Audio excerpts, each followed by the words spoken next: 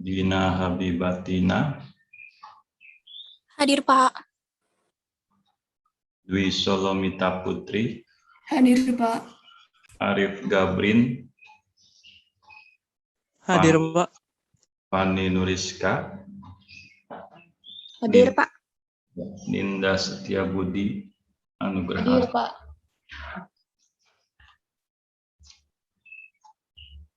Sambil Hadir, jalan. Pak. Ya. Faza Salsabila Wahyu. Hadir, Pak. Francisca Putri Palero. Hadir, Pak. Ivan Setiawan. Hadir, Pak. Maldini Anto. Hadir, Pak. Fauzan. Mauli Mevia Arapat. Hadir, Pak. M. Rifki Sistianto. Hadir, Pak. Muhammad Gevin Al-Gufron. Hadir, Pak. Naufal. Hadir, Pak. Rizky Ainul Zahro. Hadir, Pak. Rahmat Ar-Rashid. Sampai kita tunggu yang lain. Rosi Aulia Rahmawati. Hadir, Pak. Sihaloho Dominika. Hadir, Pak. Zahra Aulia sudah. Hadir, Pak. Vanessa Margareta. Hadir, Pak. Rahmat Ar-Rashid.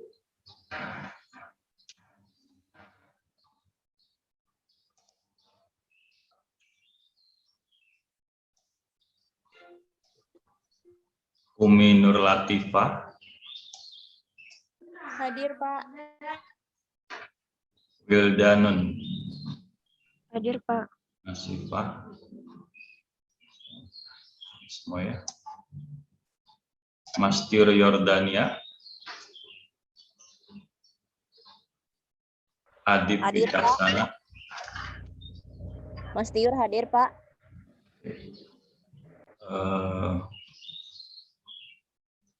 Berapa jumlah hari ini? Masih 42 ya. Kita tunggu yang lain. Dian Hardianto sudah. Hadir, Pak. Dea Valentina. Hadir, Pak. Melisa. Belum muncul. Dia Arsil Paraswati. Hadir, Pak.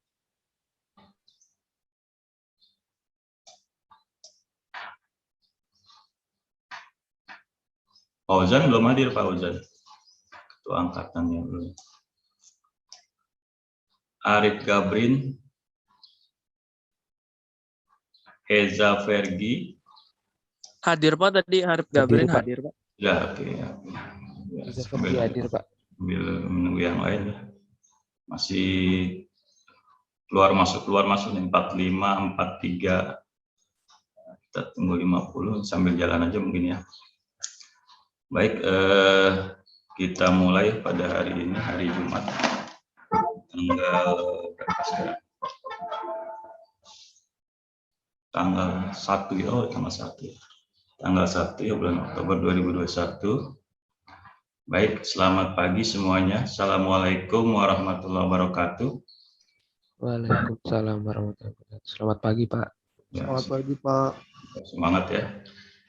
Mata kuliah sistem sensor ini kita sudah masuk kepada fungsi aplikasi untuk fluida sensor. Sebelumnya kita telah membahas thermal sensor ya.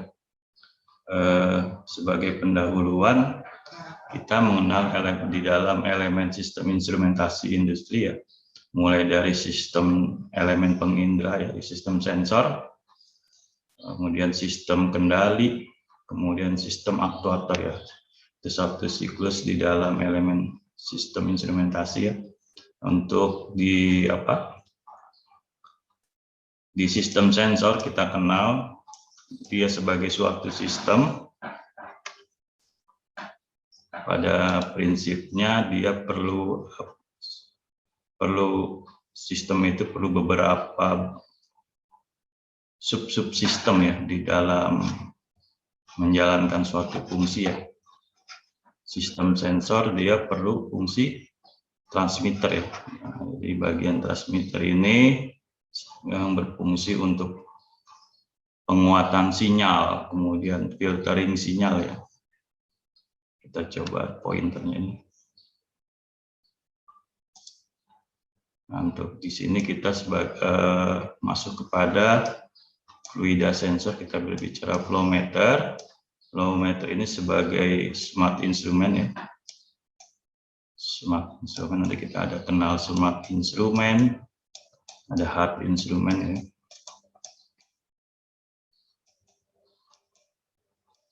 Artinya dia sudah bisa berkomunikasi secara langsung dengan sistem kendalinya, itu PLC ya. Dalam hal ini saya beri contoh di gambar. Untuk gambar yang sebelah kiri ini merupakan satu siklus di dalam sistem instrumentasi. Setelah dia bisa berkomunikasi, kalau dia teruskan, ada juga nanti di ujung itu sampai ke display. Ini kita lihat sebagai instrumen pengukur aliran fluida ya, fuel electronic meter. Ini ada di yang sebelah kanan, di gambar sebelah kanan, langsung ke pertunjukan display. Kalau kita masuk sampai ke sistem kendali, berarti dia diteruskan ke sistem aktuator ya. Ada control valve di sini ya. Kalau dia tidak diteruskan, ada yang ditampilkan, ada sistem masuk ke sistem kendali, ada yang ditampilkan di sistem sensor dalam bentuk angka penunjukan ya.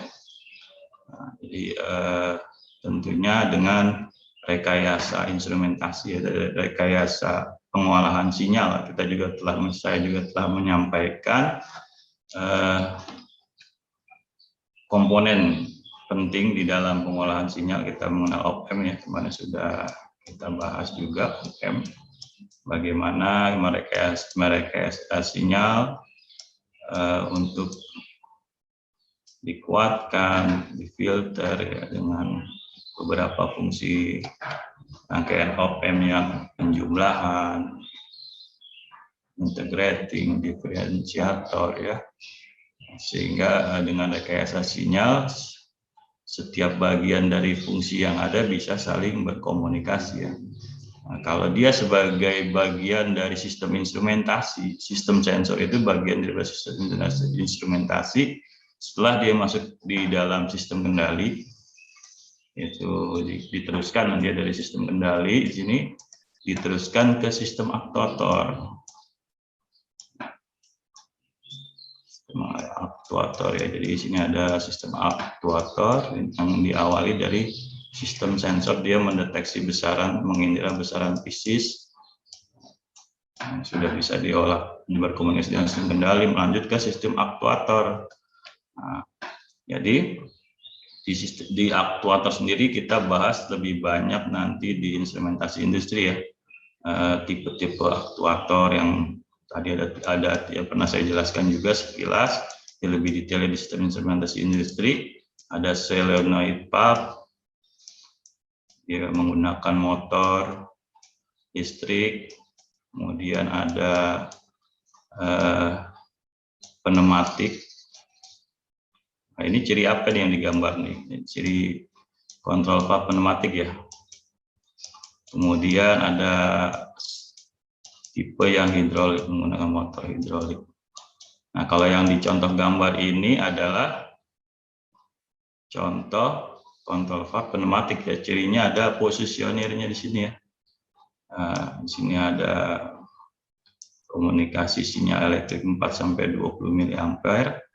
Nah, sebelumnya dia ada sistem regulatornya di sini yang ke arah besaran untuk menekan, mendorong bukaan supaya dudukan ini terbuka atau tertutup ya di kontrol valve-nya ini berupa besaran dalam bentuk tekanan ya, PS berapa PSI misalkan. Nah, ini ada pengatur regulatornya dengan keluaran tertentu sehingga ya tadi namanya sistem aktuator sebagai transducer output, dia berarti ada fungsi lain juga kan. Sistem aktuator udah punya penguatan sama seperti sistem sensor. Sistem sensor ada penguatan, ada filtering sehingga bisa berkomunikasi ya sistem kendali dengan aktuatornya ini. Kendali dengan nanti sehingga dia bisa, kalau dia merupakan suatu proses kontrol aliran ya, flow sensor ini mendeteksi kapan dia harus memberi perintah komen ke PLC, memberi kontrol ke PLC dengan setting point tertentu sehingga kontrol valve ini bekerja untuk membuka atau menutup. Itu adalah satu siklus dalam sistem instrumentasi. Apabila dia hanya sampai kepada penunjukan angka display, ini merupakan instrumen ukur untuk flow meter ya, untuk mengukur aliran fluida. Nah, kalau kemarin kita berbicara sensor, ya, ini saya minta interaktif, sensor thermal ya. Sensor thermal dia punya cara pengukuran, pelaksanaan pengukurannya, kemudian prinsip kerja. Nah, coba ada yang bisa menyampaikan yang pernah saya sampaikan? Eza Vergi. Menjawab, Pak. Ya, siapa? Iya, Pak. Arif Gufran, Arif Gabriel, enggak? Siapa tadi? Iya Pak, tadi saya jawab ini Pak, untuk yang sensor thermal itu untuk apa pelaksananya ada dua Pak, yaitu non kontak sama yang kontak Pak. Cara pengukuran ya, cara pengukuran. Oh ya, cara pengukuran kontak sama non kontak Pak. Terus Edja Pergi coba cara pelaksanaannya secara umum ya. Kesetimbangan thermal bukan Pak? Ya, setimbang thermal. Apalagi ada yang lain? Izin menjawab, Pak. Kontak. Ya, kontak. Ada yang mau menjelaskan nih, maksudnya bagaimana nih? Saya ambil contoh misalkan cara pengukuran termometer gun ya. Termometer gun itu non kontak. Kalau termometer gelas dia kontak ya. Kalau cara pengukurannya ada cara kontak. Saya ambil contoh misalkan termometer gun ya. Termometer gun itu dia adalah non kontak. Kok cara pengukurannya non kontak? Sementara cara pelaksanaan kontak. Maksudnya bagaimana ini? Ada yang bisa menjelaskan? Ini penting ya buat sebagai prinsip pengukuran di dalam sensor thermal. Nanti sebelum kita masuk kepada prinsip secara umum, prinsip secara umum untuk sensor thermal dan sensor fluida. Kita sensor thermal dulu nih. Cara pelaksanaannya adalah setimbang thermal. Dia Arsil mau menjelaskan maksudnya gimana?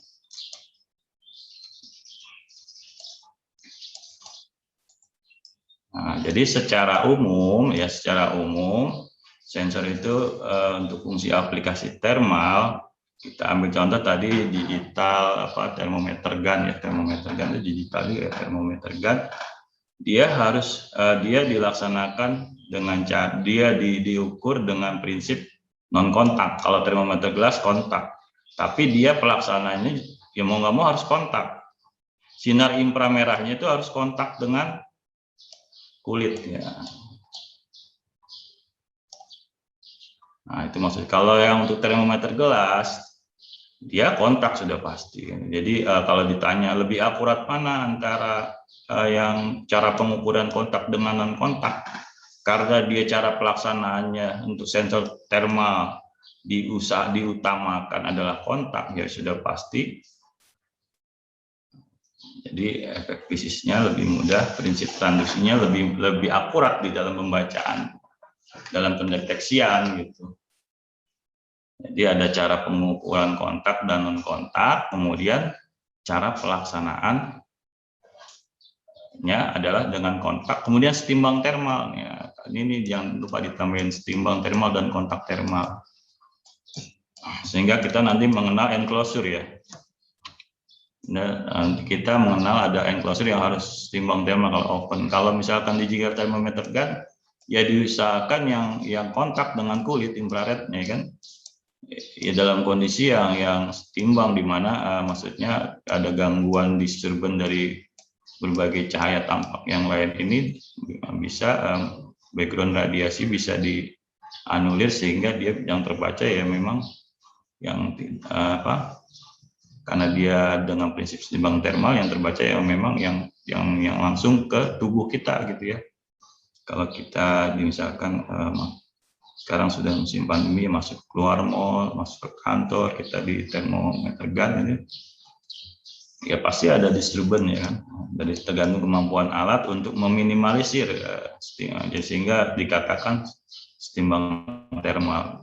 Kalau yang bentuk enclosure juga ketika dia open itu ada ukurannya, volume sedang, kecil, besar, jumlah termokopelnya itu semakin besar dia jumlahnya akan semakin banyak. Tujuannya adalah untuk melihat setimbang thermal.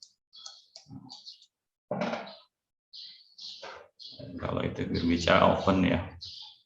Nah ini secara umum untuk sensor thermal gitu kan. Nanti ada instrumen ukur untuk sensor thermal itu punya prinsip kerja yang berdasarkan beberapa efek kan. Efeknya ada yang tahu nih. Jadi udah ke prinsip kerja, nanti masuknya ke instrumen ukur untuk di bidang fungsi thermal, nah, baru kita bicara efek. Ada yang efek mekanikal, contohnya termometer gelas, ya kan?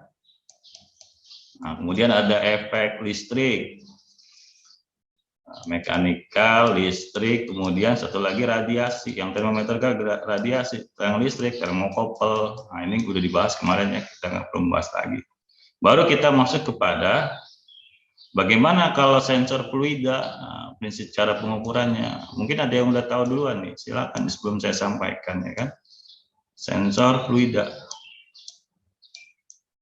Nah, gimana nih?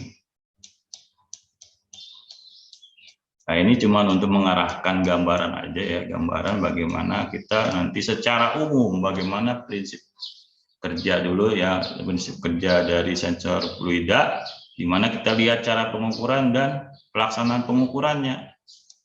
Nah, perlu ada gangguan, kalau di sini perlu setimbang thermal, kalau di sensor thermal kan, nah, kalau di sini perlu ada gangguan, kalau cara pelaksanaannya, karena apa? Bila ada suatu fluida di dalam suatu medium, dia punya persyaratan, nah, ada persyaratan nanti ya, itu masuk ke cara pengukuran. Cara pengukuran ya dia ada suatu aliran, cara pengukuran fluida, ada satu aliran itu punya syarat-syarat tertentu. Ada dua kondisi yang diinginkan. Nah, misalkan suatu medium ini diberi suatu daerah di mana dia bisa melihat perubahan antara yang masuk yang dengan yang keluar di dalam satu medium aliran tersebut gitu kan. Cara pengukuran berarti ada suatu syarat. Nah, kita bicaranya kalau alirannya kira-kira nih, kalau alirannya nggak beraturan, sama kayak tadi ya. Kalau pengukuran sensor thermal, kalau nggak kontak lebih akurat mana nih? antara kontak non kontak. Kalau ini alirannya misalkan ada yang beraturan, ada yang nggak beraturan. Lebih akurat mana kalau kalian mendesain satu alat, gitu kan, untuk menghasilkan pengukuran yang baik benar, ya alirannya harus dikondisikan yang beraturan. Nah, nanti kita kenal istilah yang beraturan itu apa ya. Nanti ada yang dikategorikan dengan bilangan Reynolds tertentu. Nah, nanti jadi ada satu syarat. Ya pasti kalau kita mendesain pertama, kondisi awal kita harus membuat satu desain alat yang alirannya beraturan. Gimana kalau yang alirannya dua jenis yang berbeda nih? Ada minyak, ada liquid juga ya, ada air, ada gas pula ya, misalnya ada gelembung-gelembung gitu kan. Nah itu pasti cara pengukurannya diusahakan gitu, desain alat itu. Ya selain ini alirannya dibuat, nah, kita mengkondisikan cara pengukurnya alirannya beraturan, dia juga harus ya kalau bisa satu pasal supaya akurat dia. Kita ingin. Nah, yang menjadi kunci utama supaya bisa menjadikan suatu angka yang ya kita perlu melakukan pelaksanaan pengukuran. Ada gangguan ya, kita beri gangguan, misalkan kita beri halangan gitu kan, berarti kan nanti pengaruh dimasukkan dan keluaran aliran kan, sehingga kalau kita bicara tekanan P1 dan P2 itu akan berbeda kalau sudah ada penghalang. Apalagi penghalangnya kita buat bentuknya yang berbeda-beda, ada yang berbentuk membran, ada yang berbentuk letter U, atau ya desain alat ini tujuannya adalah untuk melihat perbedaan antara yang masuk dan keluaran gitu. Atau perbedaan tekanan. Makanya kemarin ini nggak ada yang tanya kenapa Pak kok langsung ke sensor fluida gitu. Nah, kebetulan juga di RPS juga saya baca ternyata sensor termal dan sekaligus ya tujuannya ini tadi kita nanti melihatnya aliran fluida itu ada juga prinsip yang ada suatu obstruction atau ada gangguan disturban dari penghalang yang lewat sehingga ada timbul beda tekanan. Kalian ya otomatis sudah prinsip tekanan di dalam sensor fluida ini sudah mulai masuk ya. Kalian juga mulai masuk mempelajari bagaimana besaran basis tekanan. Kita mendesain dan ada aliran suatu fluida juga kan. Nanti juga di sini juga di fluida selain tekanan, kalau fungsi Galidias itu apalagi untuk fluida ideal ya. Itu kan kita bicara nggak cuma tekanan, temperatur juga. Nanti ada yang namanya prinsip yang Coriolis, itu kan ada dua penampang. Nah, ini dilihat dari perubahan densitasnya. Nah, ini ada sensor suhunya di sini. Pada saat suhu berapa dia? Ini density pada saat suhu sekian. Nah itu density kan. Densitas terhadap suhu sekian, kemudian terhadap tekanan tertentu. Jadi otomatis kalian belajar sensor thermal, sensor fluida ini sudah masuk besaran fisis. Kalian mau mengetahui bagaimana perubahan di tekanan di antara suatu medium yang masuk dan keluar dalam suatu aliran fluida, kemudian densitas dikondisikan, ada perbedaan densitas dengan dua penampang yang berbeda, itu yang tipe Coriolis. Nah, nanti sehingga tadi aliran itu kita mengenal ya, aliran laminer, aliran turbulen ya, sini tipe aliran. Ini ada nilainya, aliran yang disebut beraturan, aliran laminer itu punya nilai ya. Nah, kemudian aliran turbulen. Nah, ada lagi aliran yang not value, tidak bisa yaitu vortex. Nanti ya kita bicara ada aliran vortex. Ini aliran vortex itu dipakai nanti untuk prinsip kerja instrumen yang turbin nanti kebanyakan. Nah, ada putaran, gitu, gangguannya putaran, ada perbedaan antara yang masuk dan keluar. Diberi gangguan ya. Ini jelas deh sampai sini?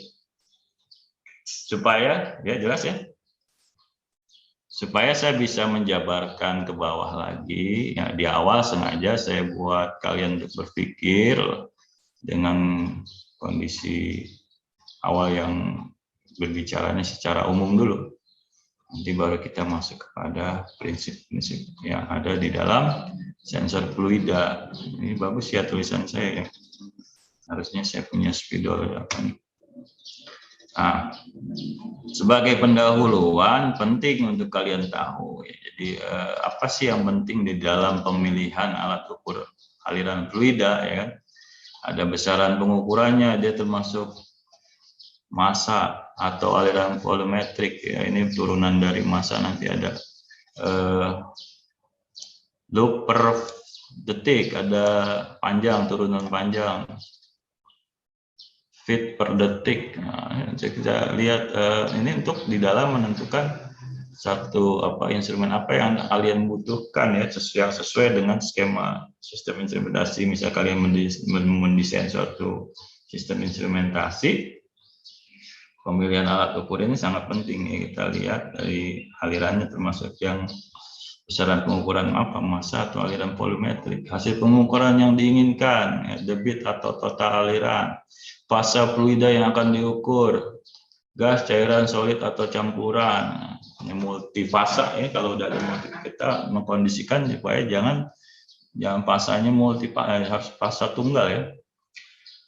Jenis fluida Newtonian atau non-Newtonian. Ini ada yang dipengaruhi gaya ya. Jenis fluida yang dia tidak berpengaruh kalau diberi gaya gitu.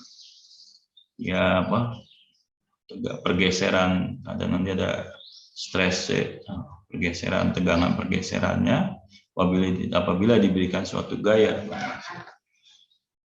Nanti ada yang linier, ada yang non-linier. Newtonian itu linier, nanti kita bisa bahas ya. Karakteristik fluida, misalkan sifat korosif fluida, ya pemilihan alat ukur juga kita lihat ya dari karakteristik fluida tersebut. Dilihat dari sifat korosif fluida, konsentrasi fluida, kemudian sinyal output yang diinginkan. Sinyal outputnya kita buat apakah masih perlu dikondisikan lagi kan? Ada yang bisa langsung berkomunikasi dengan sistem kendalinya. Ada yang sudah smart HAT. Nah, kemarin kan sudah dibahas smart HAT. HAT itu udah keluarnya ada 2 sinyal, ada pembatas, dibatasi oleh suatu frekuensi sehingga tidak bercampur antara sinyal analog dan digital. Pemilihan instrumen tadi juga dilihat pertimbangannya dari harga ekonomis ya. Harga juga ya, kalau misalkan yang pengen yang hard smartnya, sinyal outputnya gitu kan, pasti harganya juga. Nah, itu jadi pertimbangan. Display yang dibutuhkan, kemudian keadaan lingkungan di sekitar daerah pengukuran. Kemudian ini juga perlu ya range pengukuran untuk kebutuhan instalasi, akurasi flow meter, speknya bagaimana, sinyal outputnya, daya yang dibutuhkan ya. Berbicara daya ya, mulai elemen sistem instrumentasi industri itu dimulai dari sistem elemen pengindra ya, sistem sensor, sistem kendali, dia punya supply ya, kendali sampai aktuator. Jadi dia punya supply yang kita harus pilih gitu kan. Apakah dia sumber dayanya sudah terpenuhi atau perlu ada rekayasa lagi, step up, step down ya kan. Kebutuhannya ada lagi pengkondisian sinyal yang untuk meningkatkan tegangan atau menurunkan tegangan, step up dan down ya, step up, step down, atau cukup satu power supply kalian rekayasa sehingga lebih meminimalisir proses sistem instrumentasi yang ada. Nah, kemudian perawatan yang dibutuhkan, ada juga perawatannya agak ribet gitu kan, dengan proses yang panjang ya, kita bisa rekayasa juga bagaimana instrumen yang tepat nih untuk sistem instrumentasi yang kita desain. Temperatur dan tekanan, nah pengaruh ada nggak dia disturban atau yang sesuai standar saat beroperasi dalam kondisi normal maupun tidak normal. Batas pressure drop-nya yang diinginkan dalam pengukuran ya, kita harus melihatnya semua itu dalam kondisi yang kemarin ada faktual dan ideal ya. Ya banyak lah yang pressure drop, yang untuk ideal memang di lapangan itu agak sulit diterapkan. Kita bicara faktual tapi terhitung. Faktual misalkan pressure drop-nya besar atau kecilnya atau mengganggu proses, temperatur ya, tekanan yang berubah itu. Nah, itu kalau bisa dihitung walaupun tidak ideal tapi faktual itu lebih baik. Display yang dibutuhkan, keadaan lingkungan. Nah, tadi udah ya, harga flow meter. Jelas ya ini ya, pemilihan alat ukur. Kita masuk beberapa untuk kita mengenal flow regime ya. Jadi ada flow dengan kondisi-kondisi tertentu ya kan. Disperse bubble flow. Jadi ada aliran itu ada gelembung-gelembung ya. Gelembung yang di sini ada perbedaannya ya. Gelembung ada elongate bubble flow, stratified flow. Bentuknya ini ada campuran 2 fase oil dan water ya. Oil, minyak dan air, liquid dan gas, annular flow.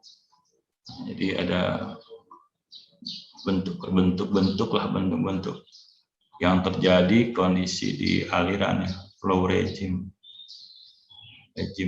Berbicara regime nanti bisa keluar dari ini nanti ya.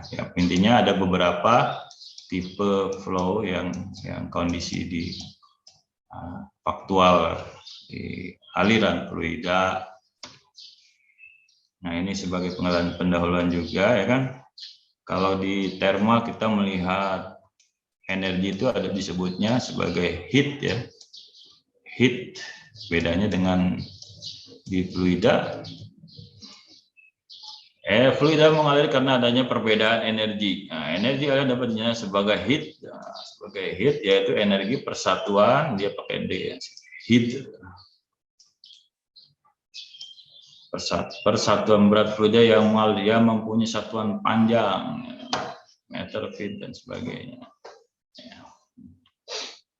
Energi total, heat total adalah konstan jika efek gesekan fluida dengan titik pipa diabaikan dengan kondisi tertentu.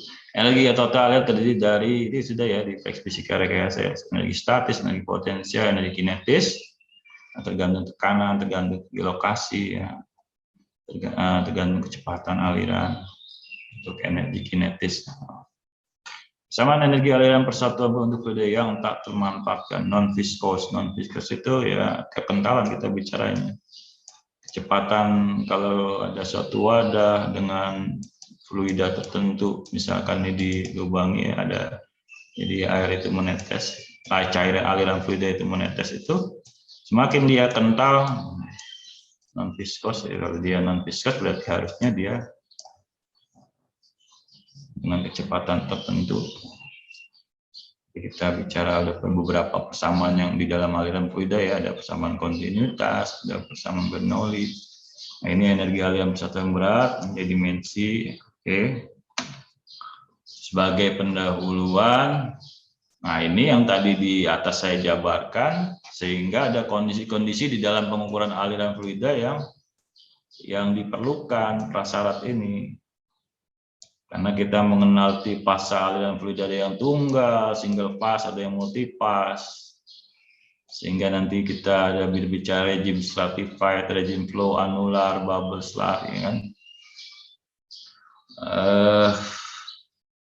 Kemudian profilnya yang kita ketahui ada aliran laminar dan turbulen, mana yang kondisi yang kita inginkan untuk cara pengukuran dari aliran fluida. Media aliran pada pipa, ada bentuk dalam suatu medium, ada dalam bentuk kanal, ada aliran, bagaimana tekanan di awal dan di akhir misalnya. Itu nanti kita arahnya adalah nanti pengukuran fluida, sehingga kita bisa mendefinisikan bagaimana prinsip kerjanya dari satu instrumen flow meter.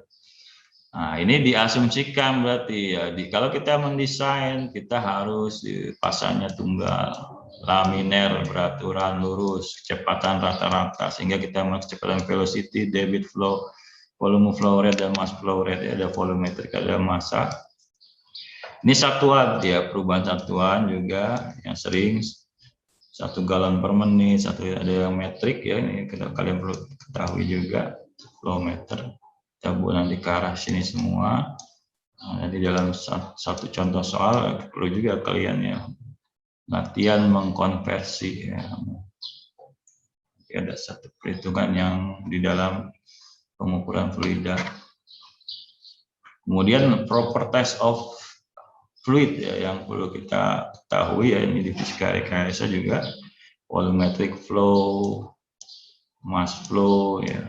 Jadi bicaranya udah besaran turunan ya, dari panjang dan massa, temperatur yang berpengaruh ya. Ketika ada aliran kita tidak bisa melepas dari kondisi besaran sistem temperatur dan tekanan. And the flow vector ya kan.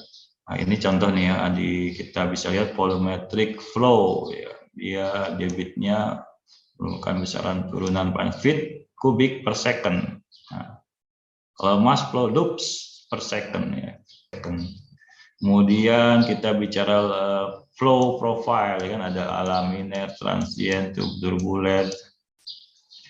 Nah, kemudian bicara ketentuan bilangan Reynolds, kapan dia dinamakan laminar, kapan dinamakan turbulent. Kemudian kita bicara juga kekentalan, misalkan kita ada suatu wadah kita bakar ya cairannya. Berarti kalau bicaranya properties suhu, harusnya dia makin cair dia makin lancar ya. Karena makin tidak kental gitu kan, kecepatannya nah, bicara udah kecepatan dengan temperatur tertentu, ada apalagi ada tekanan misalkan diberi hal penghalang di sini. Nah, udah ini saling berkaitan berbicara aliran fluida, apalagi dia dilakukan pengukuran yang berulang, persyaratan strike meter installation, nah, dalam satu instalasi meter ya. Karena kita mengenal flow meter itu dengan instrumen yang berbeda-beda ya, ada yang menggunakan besaran listrik, ada yang kalau kita di PDAM itu dia hanya berupa transmisi mekanik ya, angka-angkanya berputar karena ada dorongan dari yang masuk, itu sebagai meter fluida juga. Nah, kalau udah berbicara instrumen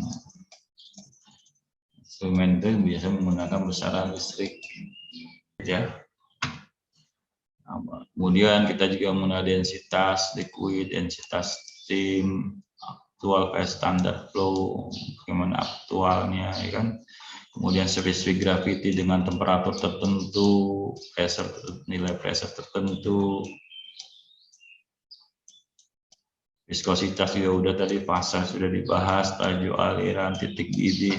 Konduktivitas, nah ini nanti ada instrumen yang flow meter yang menggunakan prinsip ada suatu sinyal listrik dilewatkan oleh satu aliran, bagaimana kondisi yang terjadi gitu kan. Kemudian ada yang menggunakan sistem ultrasonik ya, bunyi kada itu punya sifat dipantulkan, jadi nanti ada receiver, ada penerima, ada pemancarnya, ada receivernya. Nah, dengan menggunakan konsep-konsep ini nanti kita bisa mengukur nih aliran fluida nih. Selain tadi tekanan pada penghalang, kemudian nanti ada densitas, Coriolis ya. Nah, itu sudah saya buka di awal.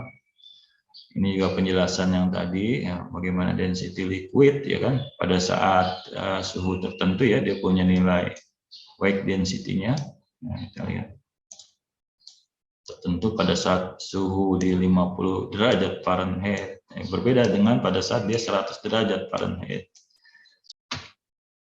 Kita bicaranya sekarang sensor fluida yang kalian perlu kenal ya, ini sekilas ya, nanti saya jabarkan lah. Jadi ada kalau di sensor thermal mana nih yang termasuk efek? Ada sensornya kita mengenal ada apa aja tuh, efek mekanikal. Kita bisa bawa ke arah sana juga bisa, ini namanya konsep kan. Ada efek listrik, ada efek radiasi. Di sini ada efek listrik yang mana di sini nih? Ultrasonik, elektromagnetik. Kalau ada elektromagnetik ini harusnya ini ada nih elektromagnetik ya. Nah, di efek listriknya. Kalau ini mekanik nih udah ada penghalang. tabung itu nozzle. Jadi ada satu medium, ada aliran dihalang-halangi gitu kan, dengan bentuk penghalang yang ada lubang diameter tertentu dengan model tertentu. Apakah itu termasuk ada yang membran, hanya sebuah membran gitu. Sehingga dia ada efek mekanik menimbulkan apa? Perbedaan tekanan antara tekanan yang masuk dan yang keluar. Ini supaya kalian memudahkan ya di dalam menerapkan prinsip kerja ini, sama dengan sensor thermal gitu kan. Kemudian variabel area flow meter, ultrasonik tidak menghasilkan pressure drop.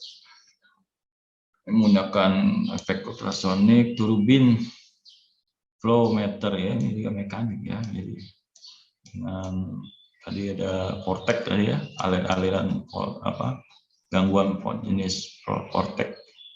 Coriolis, nah ini dia perubahan densitas. Vortex flow meter ada lagi ya.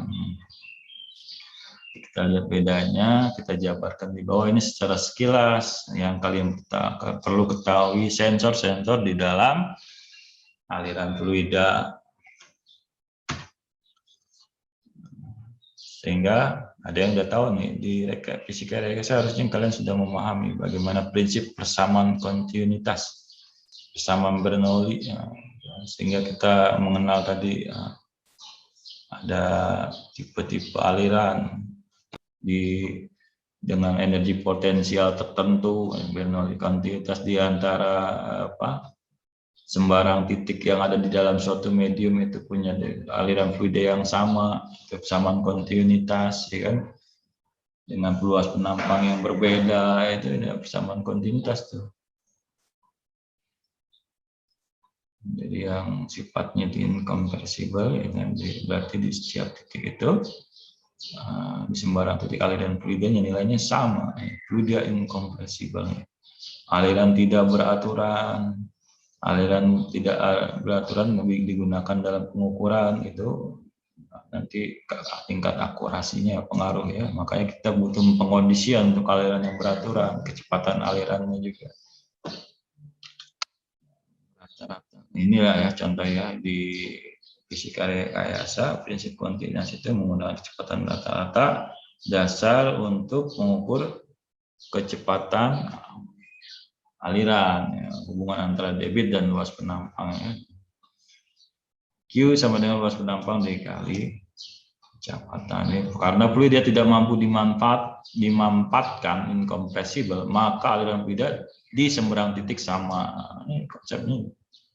Jika ditinjau dari dua titik dengan misalkan ada penampang medium ini dengan perbedaan luas tadi, kita bicaranya satu persamaan sehingga kita dapat antara dengan luasan berbeda Q1 sama dengan Q2 di sembarang titik sama ya kan. Nah, prinsipnya itu aja ya.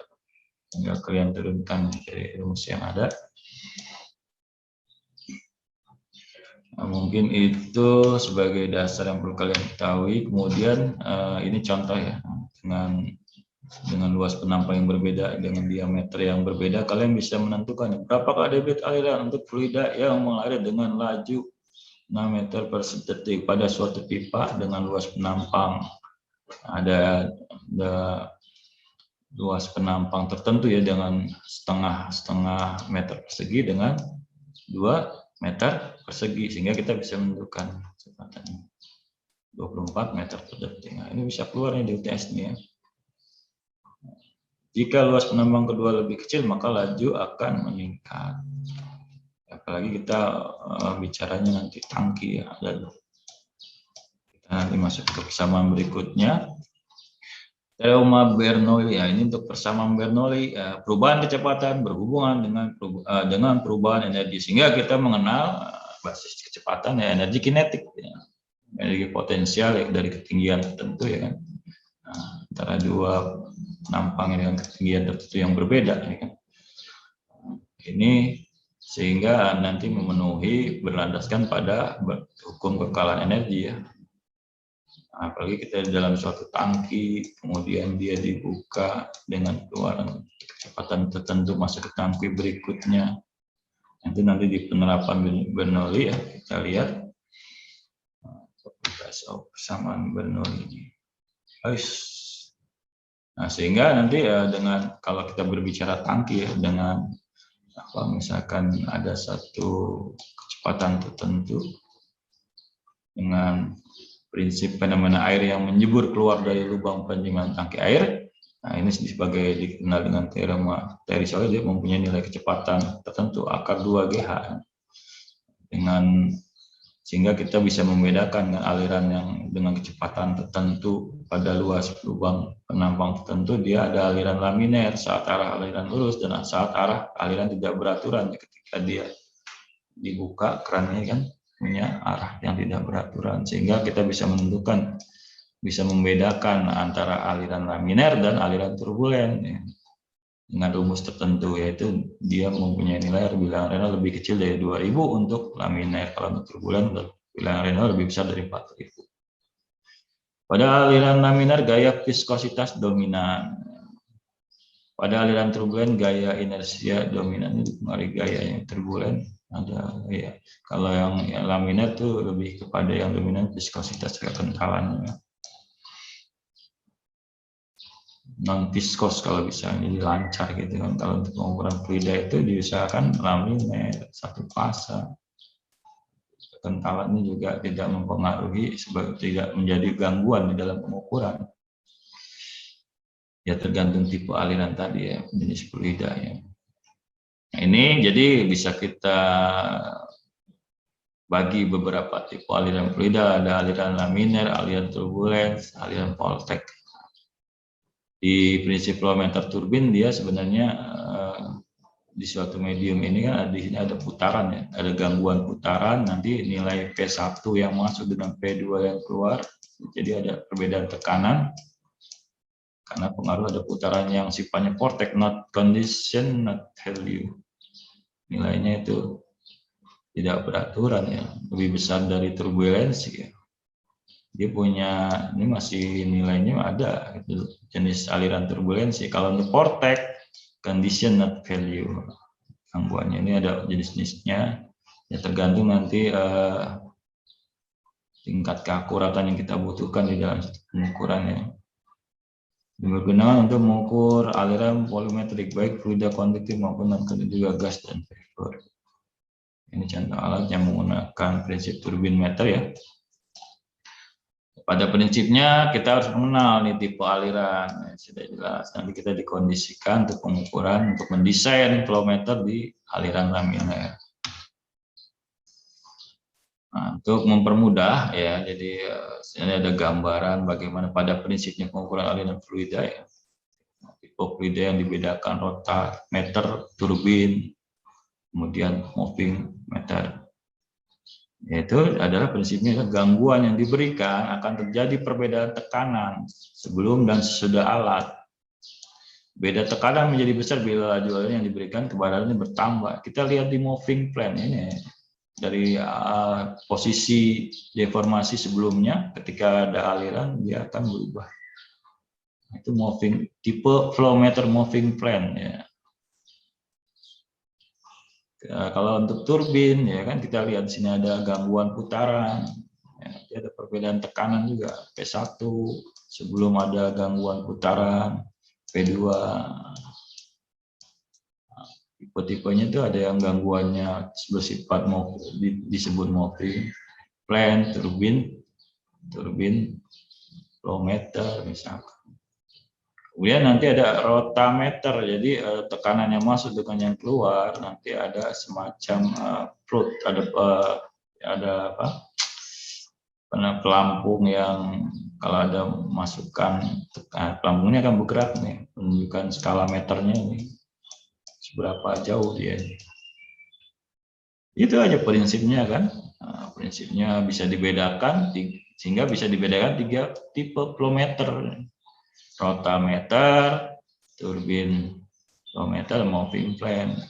Dengan kondisi awal, kondisi awal ini sebelum ada gangguan laminer satu fase, steady state, homogen ya, perlu ya homogen ya, jenis fasanya. Liquid dan liquid. Nah ini yang kalau bicara center tema, kita bicaranya efek mekanikal. Kalau udah mekanikal, efek EM, efek mekanikal. Nah, ini ada yang jenis yang Venturi restriction nozzle, untuk penghalangnya nozzle.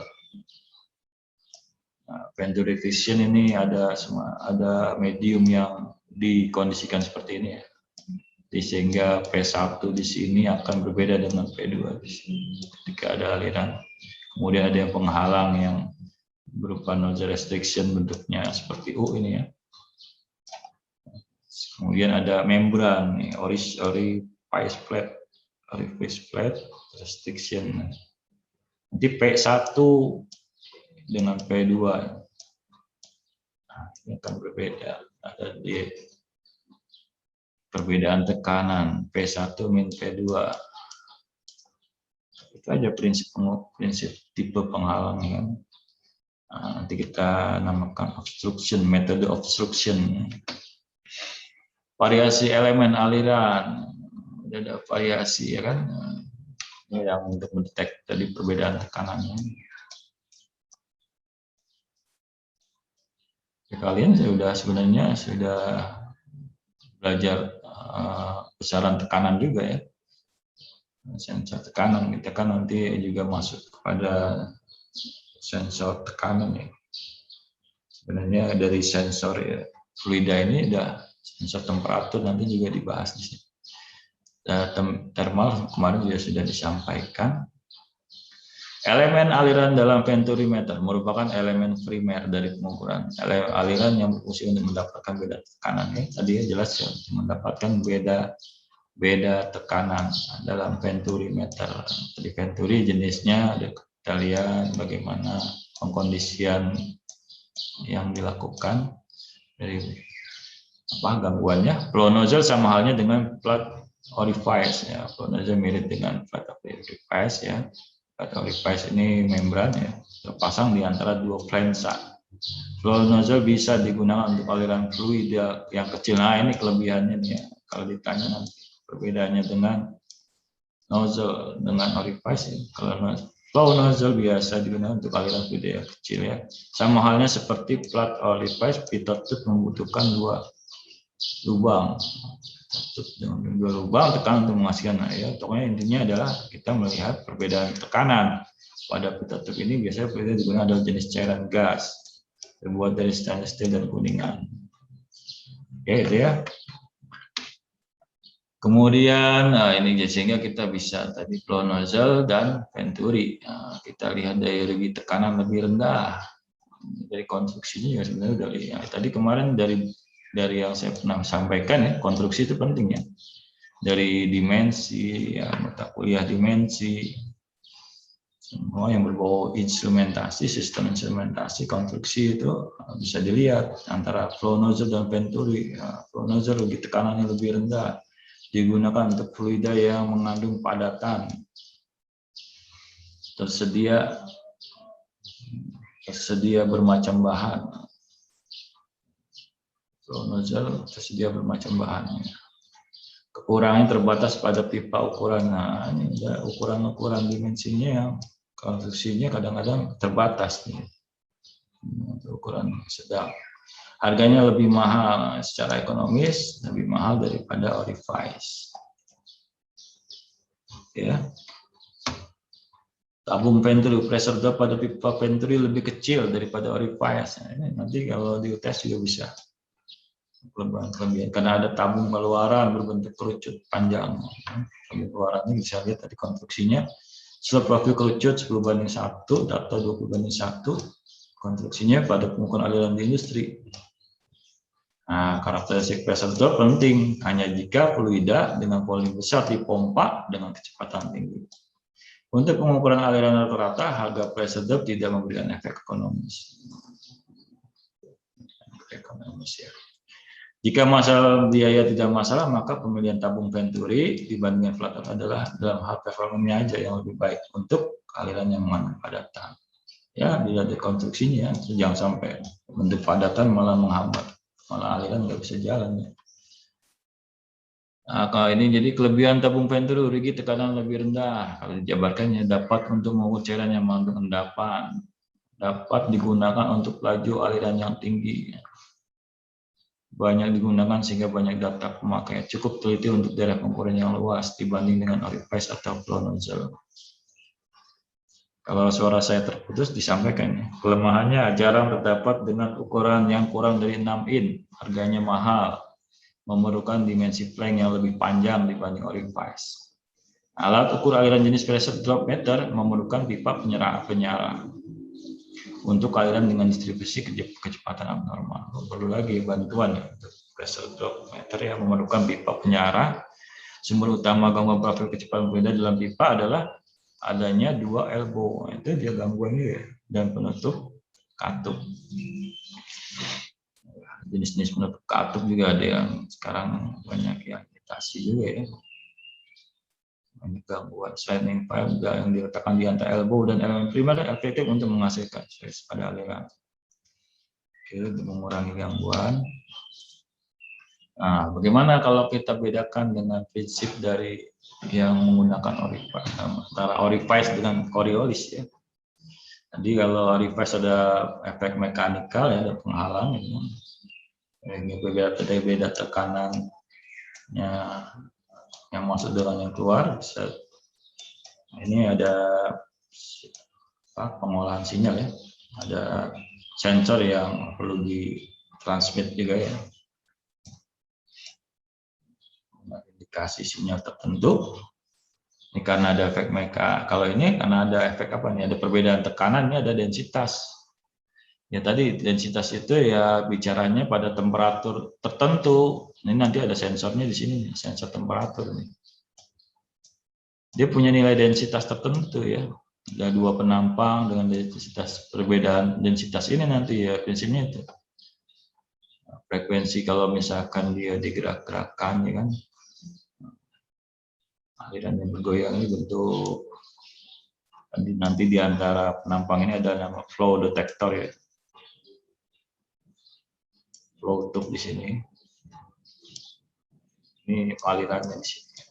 Masuk sini dulu, nah ini dikondisikan nih dengan 2 penampang yang berbeda, dengan nilai densitas yang berbeda pada suhu dan tekanan ya, dan nilai tekanan juga tertentu nih.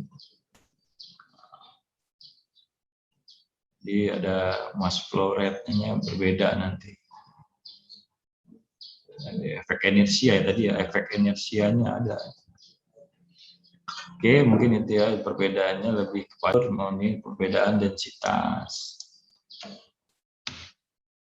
Orifice ya. Jadi sehingga kita bisa menjabarkan kelebihan dan kerugiannya, dapat digunakan untuk semua ukuran pipa ya, karena cuma efek mekanik ya, dan harga relatif murah. Kerugiannya rangeability rendah dan rugi tekanan relatif tinggi ya. Lihat dari konstruksinya aja ya. Untuk orifice dan flow nozzle, fluida yang tadi dibandingkan dengan flow nozzle, fluida yang harus bersih ya. Syaratnya harus bersih nih. Flow nozzle ya ada lubang diameternya. Kalau ada benda padatan, nah hati-hati nih, konstruksinya seperti ini nih. Harus bersih, jadi untuk orifice dan fluida yang mengalir harus bersih, sensitivitas kuadratis dan sukar untuk mengukur aliran bentuk pulsa.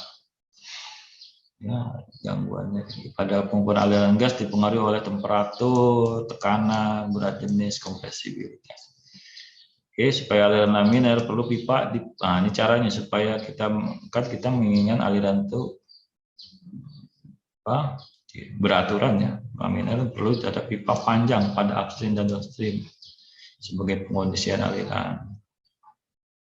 Nah, ini ya contoh ya, kalau misalkan tadi kenapa fluida yang mengalir harus bersih kan? Ini ada 1 diameter gitu. Ini ada membran orifice, ada flow masuk dan flow keluar di sini. Nanti kita lihat dirty liquid gas, ada dirty, ini kalau kotoran tadi yang masuk lubang itu hole weight, ini bentuk-bentuk ini, bentuk-bentuk gangguan ya, karena kalau aliran fluidanya nggak bersih ya. Bentuk segmental, eccentric, segmental orifice for dirty liquid, ini bentuk, sehingga Tadi untuk orifice dan flow nozzle fluida yang mengalir harus bersih. Ya. Gambarannya seperti ini. Kemudian kita mengenal, nah ini jadi kan tadi ada efek mekanikal, sekarang efek listrik nih, efek listrik. Efek listrik. Jadi kalau di UTS coba untuk sensor thermal yang menggunakan prinsip efek listrik. Sensor fluida juga. Nah, jadi ada satu aliran dengan debit tertentu ya, dilewatkan dengan satu kondisi, ada pengondisian elektromagnetik yang dilewatkan ya dalam satu aliran. Bagaimana keluarannya terhadap Q debit yang setelah masuk dan keluar, Q2 nya bagaimana? Jadi gini ya, prinsip sederhana, kita berikan gangguan berupa magnetik, elektromagnetik. Ini seperti prinsip tangan ya. Oke, mungkin itu magnetic flux density-nya ya, average flow velocity dengan diameter tertentu. Ini ya secara prinsip yang menggunakan prinsip elektromagnetic flow meter. Kemudian juga nanti di fluida ada yang kita efek thermalnya itu ada juga yang menggunakan aliran yang dengan debit tertentu yang dikondisikan ada gangguan. Nah, bagaimana keluaran debit setelah ada gangguan daripada perubahan T ya. Thermal dengan elemen pemanas, ini ada satu elemen pemanas yang bisa dirubah-rubah ya. Heating element, kemudian ada probe-nya juga ya. Perubahan temperatur setelah dilewatkan oleh aliran yang Q1, bagaimana di Q2. Itu perbedaan, itu bisa kita melihat bagaimana kecepatan alirannya. Nah, jadi nanti semuanya kalau kita mencari ketidakpastian berarti apa? Sensitivitas kecepatan terhadap variabel lainnya. Kepastian kecepatan setelah ada gangguan. Nah, ini kalau ini kita bicara sekarang ultrasonik. Ultrasonik konduktivitas bunyi ya kan. Jadi dia kalau dalam satu medium ada bunyi yang dipantulkan di dalam satu penampang sehingga ada yang nanti dibuat receiver dan pemancarnya. Ketika dialirkan nanti timbul perbedaan. Bagaimana transmission time-nya kan, waktunya, transmisi waktunya. Aliran ini jadi karena ada gangguan ultrasonik, dia transmit time downstream dan transmission upstream itu akan berbeda.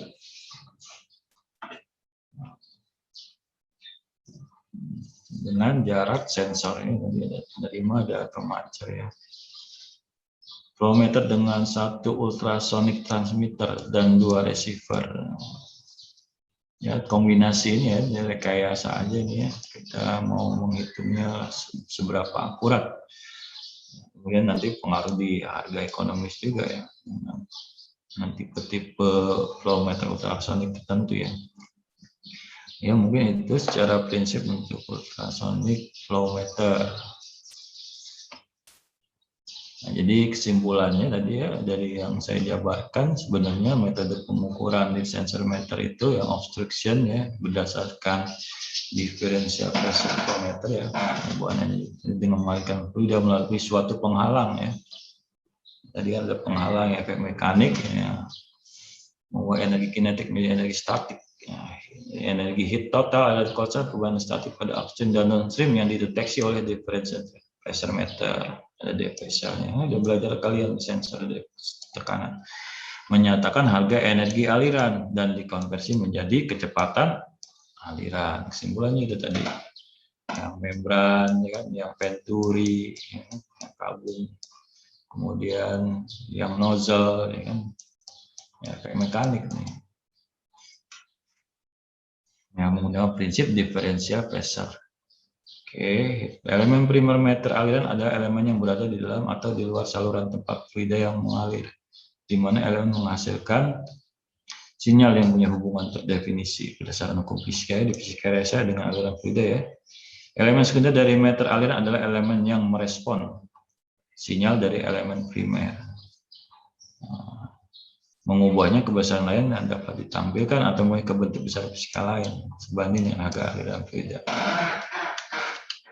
Lagi, kemudian kita mengenal magnetik ya, metode pengukuran magnetik, efek magnetik tadi ya. Simpulannya ada turbin, ada ultrasonik kan. Magnetik melewatkan aliran fluida melalui pipa yang telah dikenai medan magnet. Nah, itu disebut magnetic flow meter. Jadi ada turbin melewatkan aliran fluida pada suatu turbin di mana kecepatan suatu sudut turbin ya, melewatkan aliran fluida pada sudut suatu turbin di mana kecepatan turbin sebanding dengan kecepatan aliran fluida. Ini turbin flow meter. Ultrasonik melewatkan aliran fluida melalui pipa yang telah dipasang sistem pemancar dan penerima gelombang ultrasonik ya tadi ya saya gambarkan di atas.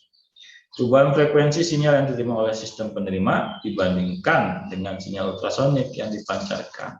Itu menyatakan harga kecepatan aliran yang melalui pipa. Semua nanti proses aliran fluida itu adalah mengenai ketidakpastian kecepatan aliran fluida, bagaimana sensitivitasnya terhadap variabel lain ya. Kita bicaranya udah penurunan terus ya. Kalau kita ingin menghitung ketidakpastiannya, perbedaan waktu sinyal refleksi gelombang ultrasonik jika sinyal ultrasonik dipancarkan pada aliran fluida dalam pipa yang mempunyai kecepatan aliran berbeda juga menyatakan kecepatan aliran. Nah, ini nanti ada jenis-jenis meter aliran dalam ultrasonik flow meter ya. Kemudian tadi dijabarkan juga resume metode pengukuran fluida ini menggunakan variasi dari satu atau lebih karakteristik panas fluida. Jadi ada elemen panas tadi ya. Nah, sebagai fungsi aliran. Dua tipe pengukuran yang ada, laju panas yang hilang terhadap arus aliran. Itu ya prinsipnya, dua tipe pengukuran yang ada, laju panas yang hilang terhadap arus aliran, bagaimana pengaruhnya. Kenaikan temperatur, perubahan temperatur ya terhadap laju aliran, semua diarahkan kepada laju aliran. Variabel area melewatkan area fluida melalui pelampung, memukulnya dan mengubah posisi pelampung itu tadi udah ya. Moving plane, rotameter. Jadi sama gaya antara berat pelampung dan daya drag aliran sehingga pelampung pada posisi pelampung berputar saat dikenai aliran fluida. Nah, rotameter ya udah tadi ya. Ini kesimpulan resume metode pengukuran yang saya jabarkan tadi. Nah, sehingga nanti kalau kalian, nah ini udah belajar ya bagaimana konsep ketidakpastian pengukuran secara secara global sudah saya sampaikan. Besaran apapun konsep ketidakpastian itu sama. Tinggal nanti sumber-sumbernya yang berbeda ya. Di dimensi juga pernah saya sampaikan bagaimana konsep ketidakpastian pengukuran mata kuliah dimensi ya. Ini ketidakpastian kalibrasi atau pengukuran untuk sensor fluida ya. Bisa dilihat dari diameter orifice-nya, dia sebagai sumber diameter pipa, jarak after downstream ke pipa. Kalau mau dihitung secara detail bagaimana prinsip ketidakpastiannya dilihat dari diameter dilihat dari geometrinya, kondisi operasionalnya dilihat dari kondisi operasionalnya, densitas ya. Kemarin kan nanti saya gambarkan di dalam suatu diagram fishbone apa-apa aja yang menjadi sumber ketidakpastian yang signifikan di sensor fluida.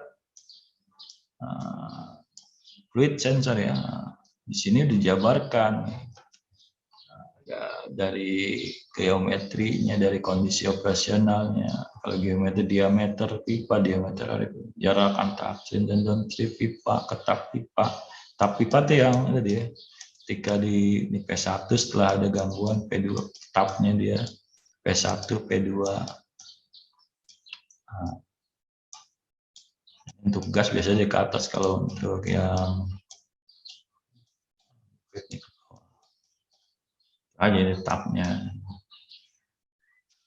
Kemudian kondisi operasional, ternyata dia merupakan bagian sumber ketidakpastian juga, densitas fluida, perbedaan tekanannya, viskositas, kekentalannya. Ini sebenarnya gangguan-gangguan ini ya. Nah, kondisi operasionalnya dia mempengaruhi nilai pengukuran. Kontribusi terhadap ketidakpastiannya juga ada ya. Sehingga bagian dari sumber ketidakpastian pengukuran aliran fluida. Kalau kalian mau sampai kepada rekayasa sinyal ya, pengkondisian sinyal ya, kita juga ada bicara pengkondisian sinyal, pemrosesan sinyal, apalagi menggunakan microcontroller ya, ADC itu ada. Nah itu punya tanggapan, kan dia tanggapan waktu dari sistem sensor, dari sistem kendali sampai sistem aktuator. Apalagi ada sensor yang order 1 atau 2. Ini tadi ada prinsip energi juga, penyimpanan energi dari tabung 1 masuk ke tabung 2. Lagi kita kemarin belajar termometer gelas, ada penyimpanan energi sehingga dia menunjukkan skala terkecil. Tadi ada skala rotameter juga, ketika ada tekanan ya, rotameter ya, pelampungnya bergerak, berputar. Kenapa dia bisa berputar ya? Pasti ada fungsi penyimpanan energi di sini sehingga gerak satu skala terkecilnya. Ini merupakan akuisisi data ini, tanggapan waktu sensor, tanggapan di waktu di sistem kendali, tanggapan waktu di sistem aktuator, itu merupakan bagian yang berkontribusi terhadap ketidakpastian pengukuran aliran fluida.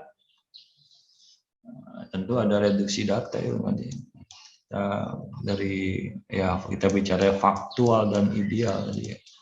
Apa yang kita harus ideal, kalau ternyata faktualnya kita memilih alat instrumen yang punya konstruksi umum spesifikasi yang tadi mempengaruhi pengukuran. Nah, sehingga metode ini ya kita mengarahkan kepada metode evaluasinya, evaluasi ketidakpastian. Kita lihat distribusinya apa nih, sebaran datanya.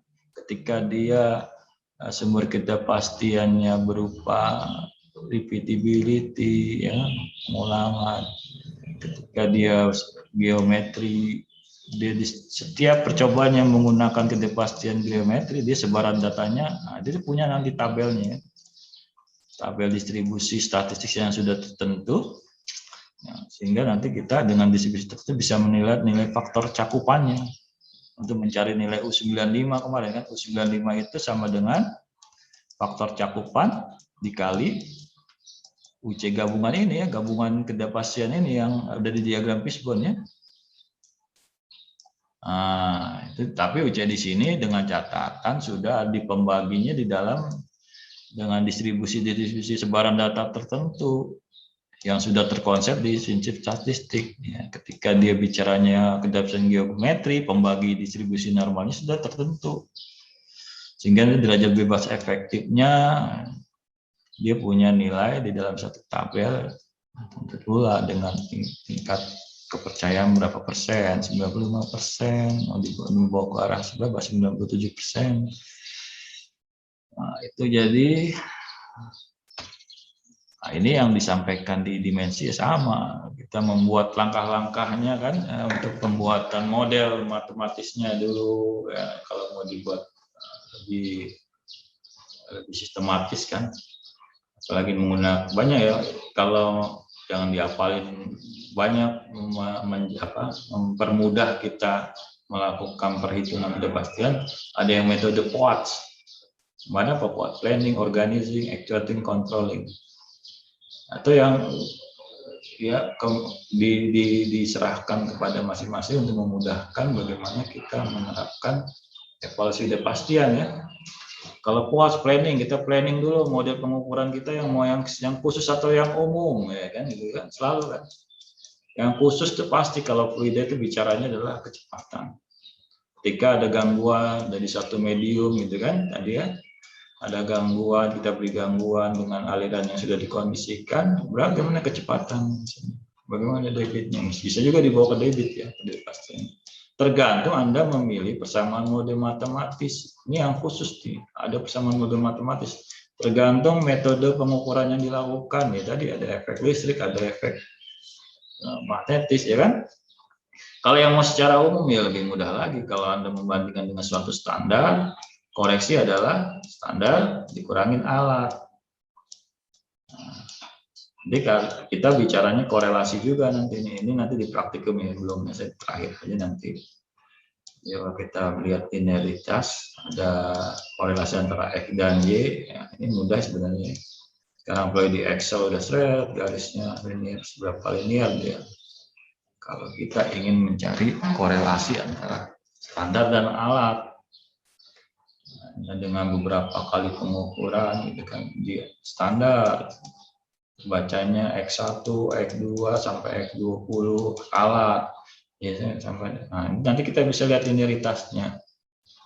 Dibawa ke linearitas analisanya bisa, dibawa ke ketidakpastian. Ini namanya ada persamaan. Planningnya kita ada planning untuk persamaan model matematis umum. Koreksi dikurangi standar. Kalau model matematis khusus, ya kita lihat nanti kita metodenya apa nih. Kecepatan yang melalui satu medium, ada penghalang, ada perbedaan pressure-nya. Ada yang menggunakan prinsip efek konduktivitas bunyi ultrasonik, ya, persamaannya akan beda-beda nih. Yang pertama jadi satu ini nih, planning. Nah, planningnya kita membuat model, pilih mana yang kita pilih, umum, khusus, model efeknya apa, listrik, apa radiasi kalau di thermal ya. Kemudian komponen tadi, komponen, sehingga kita bisa dengan model matematis itu variabel-variabel apa, komponen-komponen apa aja ini, sehingga bisa dilihat ada persamaannya kan. Sensitivitas kecepatan terhadap variabel-variabel lain, berarti kan punya, kalau dibuat satu diagram fishbone, nah, itu bisa kita urai komponen-komponen apa yang menjadi sumber ketidakpastian. Nah, jadi setelah di planning model matematis, organizing seluruh komponennya apa aja di dalam suatu diagram fishbone. Actuating ini udah mulai menghitung, ada prinsip statistik juga, ada ketidakpastian bakunya ya kan, dengan analisa jenis tipe A, tipe A apa ini, analisis statistik, memang berdasarkan repeatability aja SD. Sebenarnya SD ini udah cukup. Kalau udah dapat koreksi ya, kita bicaranya adalah limit performance suatu instrumen. K yang terbesar, koreksi dari beberapa pengulangan, plus minus SD. Nah, limit performance misalkan yang terbaik 2 kali SD, kalau udah 3 kali SD, udah limitnya udah jelek nih. Ada yang memandangnya, tadi kan ini secara umum, secara khusus ada lagi. Kalian jarang ada yang memberikan seperti saya ini, saya lebih detail ya, ada yang nanti udah pakai yang khusus. Kayak dua-duanya saya coba sampaikan. Nanti yang tadi menggunakan analisa tipe A, kemudian menggunakan analisa tipe B. Ya udah di tipe B nanti jadi koreksinya ada plus minus gabungan, bukan cuma dari analisis statistik aja. UC gabungan, U95 gabungan, U95-nya berarti kan. Di sini aja ada umuman ya, umum nih khususnya kan. Di persamaan model matematis ada umum, ada khusus. Baru menghitung koefisien sensitivitas. Kalau persamaan model matematis umum enaknya apa? Kalau ini didiferensiasi ya kan. Persamaan matematisnya itu kan sebenarnya Y merupakan fungsi daripada lebih dari satu komponen X1, 2, 3 kan. Do Y itu sensitivitas do Y per do X. Sensitivitas Y, ya, sensitivitas koreksi terhadap variabel yang lain. Ya. Kalau secara umum enak, kalau dia penjumlahan atau pengurangan pasti koefisien saja 1. Kalau dia minus A berarti minus 1 dikali variabelnya apa. Nah, kita satu nilai. Kalau dia udah sifatnya persamaan matematis yang khusus, ya kita misalkan kecepatan do Y per do X-nya, do V per do terhadap variabel yang lain di sini, do Y do V per do Q misalkan. Nah itu belum tentu dia penjumlahan, ya kan? Kita lihat tadi persamaan matematis di atas tuh, kita bisa melihat lagi kan ada pembagian, ada pengurangannya, ada akumulatif, diturunkan dulu, namanya diferensial sebagian. Nah, perhitungannya ya perhitungan diferensial di matematika rekayasanya harus jalan. Kalau saya bahas lagi dari awal, ya kita belajar diferensial, waktunya habis, panjang lagi. Saya lebih pada konsep, kalian tinggal menggabungkan dengan telah kalian dapat divisi rekayasa di matematika rekayasa, ya kan? Kemudian sudah sampai di mana tadi? Menghitung koefisien. Tadi actuating ya, actuating itu tadi menghitung kepastian, menghitung sampai menghitung derajat efektif ya. Nah, ini dia sampai di sini nih actuating. Sehingga kita bisa distribusinya sudah kita tentuin juga kan, distribusinya itu di organizing dengan komoditas yang ada, dia distribusi sebaran data di statistik, dia termasuk yang pembaginya berapa nih, berapa pembaginya misalkan, ya kan? Ini post actuating sampai di derajat kebebasan efektifnya dapat nilainya, sehingga kita bisa melihat faktor cakupan K itu dari tabel ya, dengan derajat efektif tertentu kita bisa melihat faktor cakupan dengan tingkat kepercayaan yang tertentu pula 90%, 95%, 97% dari tabel kita lihat, maka dapatlah nilai K.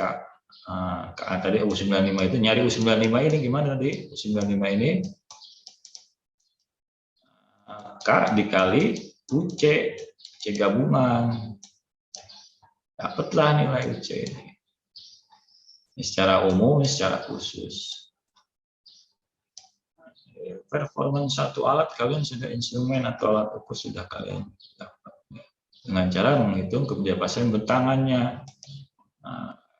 Puas tadi controlling. Nah, sekarang controlling. Controlling itu dari hasil yang kalian dapat, range-nya tadi, rentangnya kan.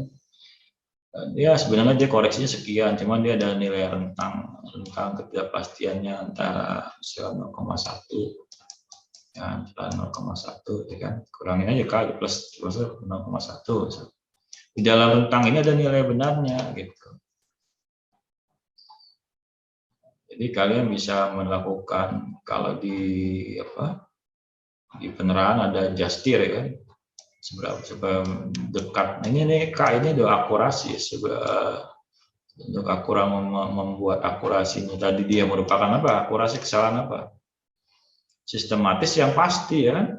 Masih bisa kompensasi dengan cara menjustir, menyeting ulang ya kan? Supaya dia dekat dengan nilai yang sebenarnya. Kalau ini udah lebih kepada gabungan kesalahan sistematis dan kesalahan random. Kesalahan sistematis yang mana nih U95? Yang dipengaruhi faktor lain dari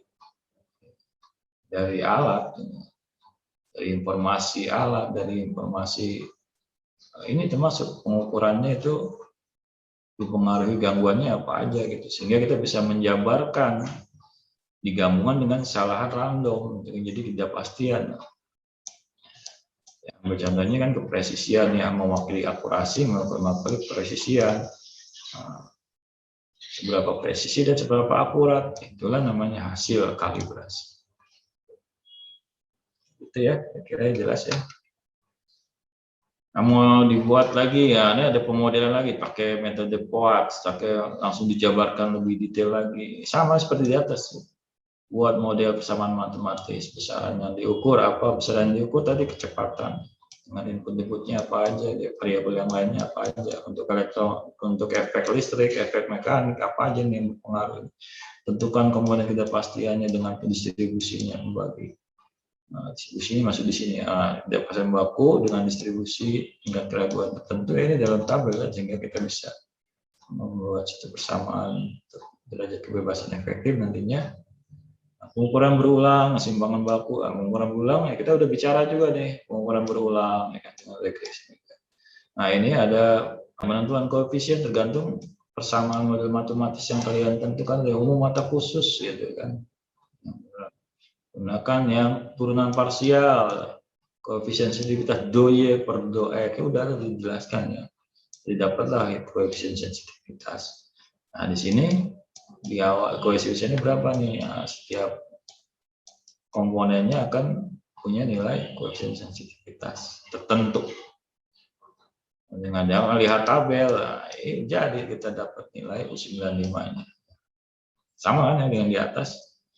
Ini hanya untuk mempermudah kalian menghitung ketidakpastian. Ya, mungkin itu ya. Mana ada pertanyaan? Kita lanjut tugas paling ya. Kalau untuk praktikum mana pandemi gini ya. Saya berusaha nanti kalau sekarang kemarin udah dicoba untuk praktikum termometer gelas, ya, nanti tinggal dan video pembelajaran untuk sensor thermal juga sudah kan, yang menggunakan sensor dB ya, dan sensor digital dan sensor analog sudah diberikan video pembelajaran baru sensor digital ya, sensor thermal yang digital yang dB sudah. Jadi tinggal kalibrasinya yang belum ya, dengan termometer gelas. Kita coba untuk karakteristiknya, linearitas tadi yang korelasi. Ya, ini kita hitung, tapi dengan menggunakan alat yang seperti kalibrasi pada umumnya standar ya, dengan dry block, ya kan? Dengan oil bisa dengan dry block, dengan oil bath yang sudah ada pengecekan antaranya, gitu kan? Medianya ini yang ada di lab standar supaya kalian juga aroma metrologi kalibrasi peneraan gitu, terutama kita di instansi yang punya kekasan kalibrasi ini, kalian juga bisa merasakan lab standar ya. Oke, baik ya, saya kira cukup sampai di sini. Terima kasih atas partisipasi dan kehadiran mahasiswa sekalian. Mohon maaf bila ada salah dalam penyampaian. Ya, Assalamualaikum warahmatullahi wabarakatuh. Waalaikumsalam. Waalaikumsalam warahmatullahi wabarakatuh. Terima kasih. Terima kasih. Terima kasih. Mohon izin lift. Terima kasih, Pak. Ya, sama-sama. Semangat ya. Izin lift.